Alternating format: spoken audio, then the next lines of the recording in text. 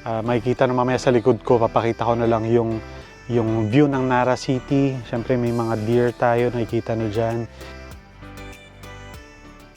Good day! Unahan ko na kayo, continuation to ng day 1 namin kagabi. Di na ako nakapag-vlog dahil wala rin naman magagawa talaga. After lang namin, nag-dinner na lang kami sa bahay. Ginawa namin, bumili kami ng pagkain sa 7-Eleven. For today, ang activity namin ay pupunta kami ng Nara. Doon kami mag-explore ng mga destination dito sa Japan.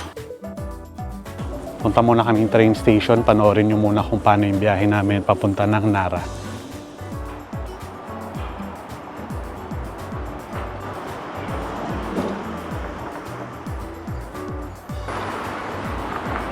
Lapit na pala kami Kuruman Market. Isa rin yan sa mga pupuntahan namin one of these days. Pero ngayon kasi ay sa Nara kami.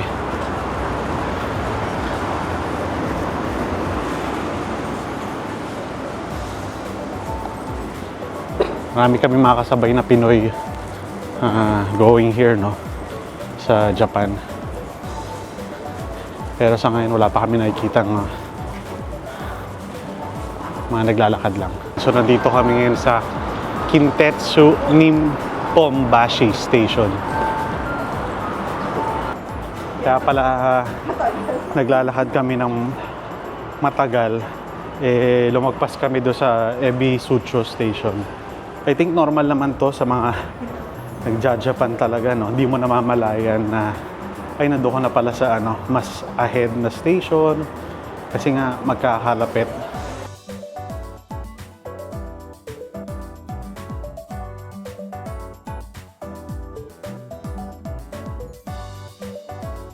So, nag-avail kami in advance sa Klook. Binubuksan lang namin yung Klook app para do sa QR code. Similar do sa sinakyan namin from airport, ay kailangan namin mag-QR. Okay, yan. Nakasakay na ako. Ito kami sa number 1.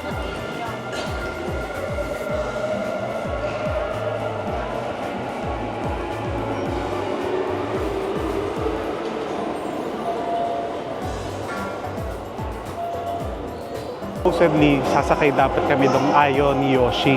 Reserve seating yon, pero kasi ubusan. So naubusan na kami kagad. So dito lang kami sa normal train.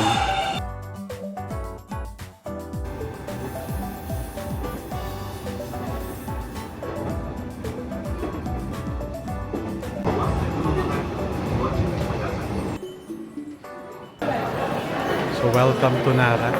Naman yung nasa likod ko. Kintetsu Nara Station, East Gates. Rapid train na nasakyan namin kanina.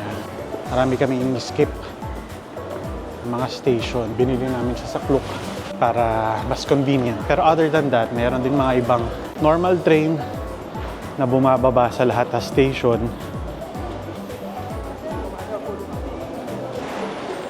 Umuusok na yata yung bibig ko. Oh? Oo. Oo. Kita ba? Galing.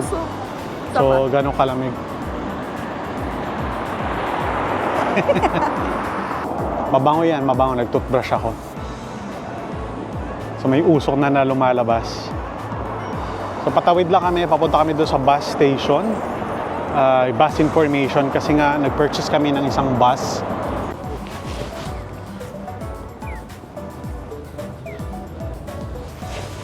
Nakakatawa dito sa Japan.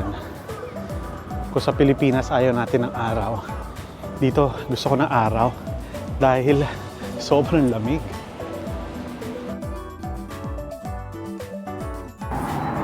Ayan, so ito yung sasakyan niya namin, yung Wakakusa Hilltop Bus. Nagsimula lang pala siya ng November 1 hanggang March 29, 2026. From dito sa Nara Station, ng unang alis niya ay 10:10.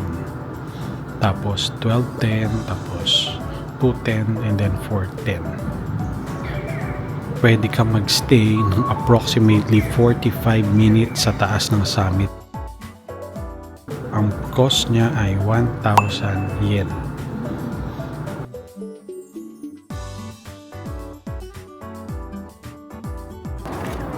Ito. Okay. はい、どうも Time na. ありがとうございます。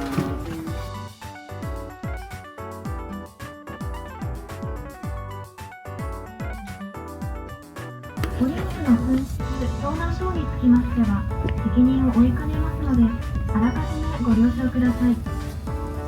お帰り Lakad kami ng 5 minutes papunta doon sa mismong summit. Hello. Nagbabaw sila. Nagbabaw ako eh. Ayan, tapos meron din dito. Family naman sila. Makikita nyo na nagbaksakan na yung mga leaves. Oh. After 5 minutes, nandito na yung summit. Ito siya. Mas maganda to kumpara mo doon sa Nara Park ka lang sa ibaba. Dito sa taas,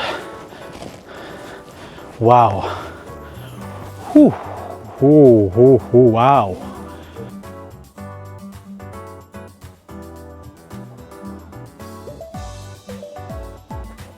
And so, nandito tayo ngayon sa Wakakusayama 3rd Summit. So, ito yung sinasabing from drop-off namin kanina. Ito na yung 5-minute walk. Hello?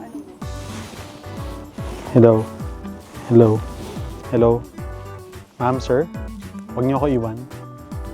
Makikita na sa likod ko ang view ng Nara City. Ayan o. Sobrang ganda niya. May mga fog siya. May fog, no? So makikita mo mataas kami. Nasa around 3,000 plus meters above sea level po tayo. Overlooking yung Nara City from this side.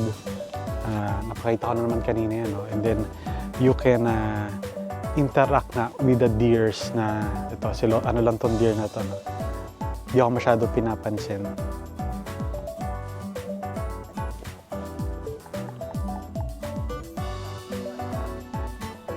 So makikita nyo, natahimik lang naman yung area. Wala pa kasi siguro masyado nakaka-discover nitong site na to. Kahit kanina sa bus, no, konti lang kami. Mas na-enjoy namin yung summit ngayon.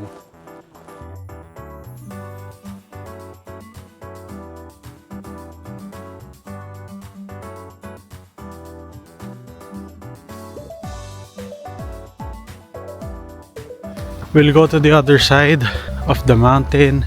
Itong trail na to. Siyempre, di ko naintindihan kung ano to. Nakasulat pala na no trespassing. Paano ko nakasulat doon ay no trespassing? You will be deported. Ano na? Whew. So ito yung other side nung Wakakusa. Ang ganda nito kung ano, nabutan pala namin yung autumn.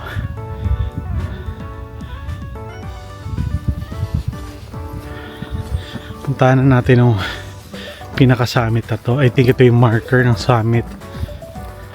So itong Wakakusa Hilltop Bus nga is bago lang. And meron siya mga 4 stops. Doon sa JR, doon sa sinakay namin sa Maynamba, yung drop off, at itong summit. So, bili lang kayo doon. So, nyo gusto bumaba. Again, di ko naintindihan ko ano to. Huwag naman sana masama, ibig sabihin yan. At meron pang ganito rin.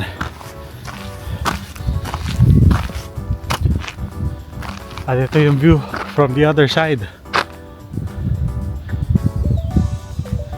O, diba? So, pakita ko sa inyo bakit mas okay pumunta dito sa hilltop na to, sa taas na to, kaysa doon sa nasa ibaba sa Nara Park. Walang tao.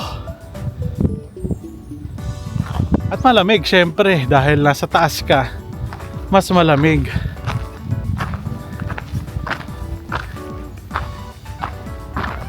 Again, sa mga nagbabalak pumunta ng Nara, put this on your itinerary list na mga dapat ninyong puntahan kung gusto nyo mas peaceful, may interactions pa rin with the deers, may Nara City view.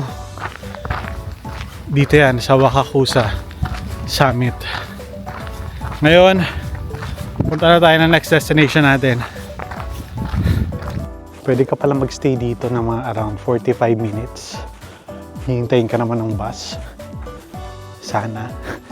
Kasi alam ko kami na lang yung nandito sa summit. So di ko sure kung nandun pa rin yung bus sa jump off area. Yung Wakakusa Hilltop bus na sinakyan namin